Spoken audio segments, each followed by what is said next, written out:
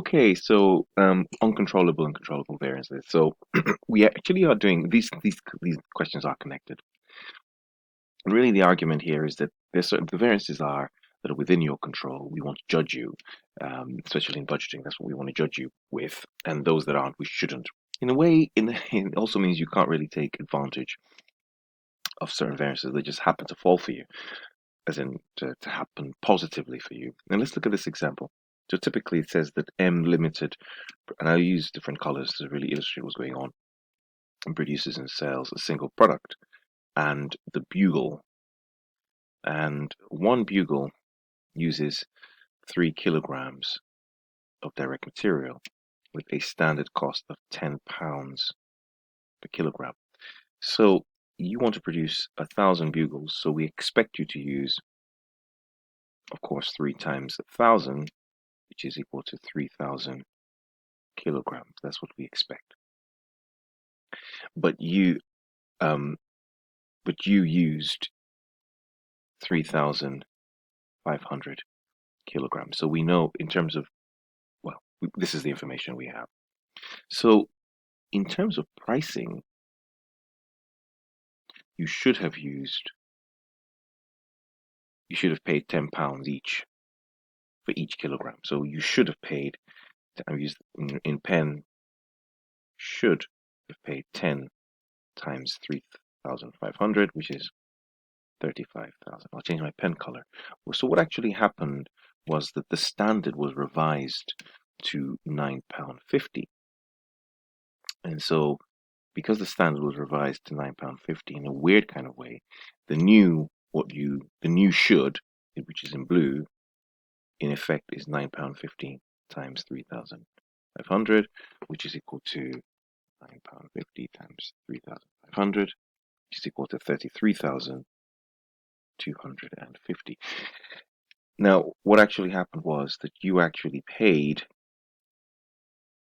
31,500. I can actually find what that is. 31,500 divided by 3,500.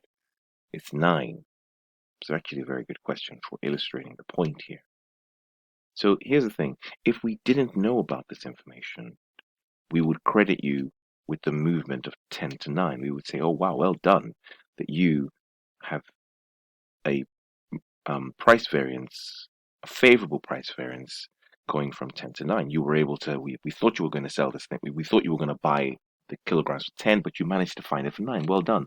You would have said, oh, your variance was 1 times, right? Difference between 10 and 9. 1 times 3,500. This is what you'd have come back to us and said you had a favorable variance of 3,500. But we know that this variance here has nothing to do with you. This is an official change. And so this bit here is uncontrollable. So it was brought down to £9.50. You went out there and you got it for 9. So this is the part you control.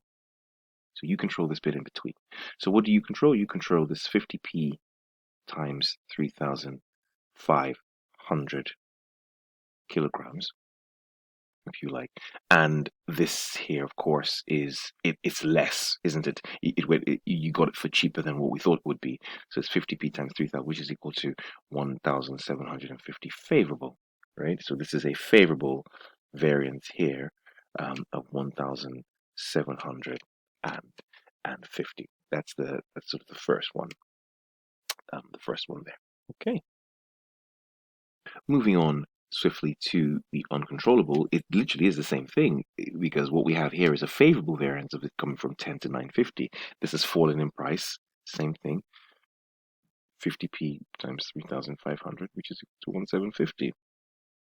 Of course, we have another favorable variance of 1,750. So your task always is to separate out what you were if you like, think of it as I think maybe another word they could really use for it is revise standards. So when you revise a standard, the revision of that standard is uncontrollable. It had nothing to do with you.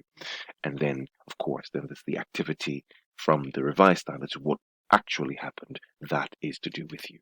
Good. Hopefully that helps.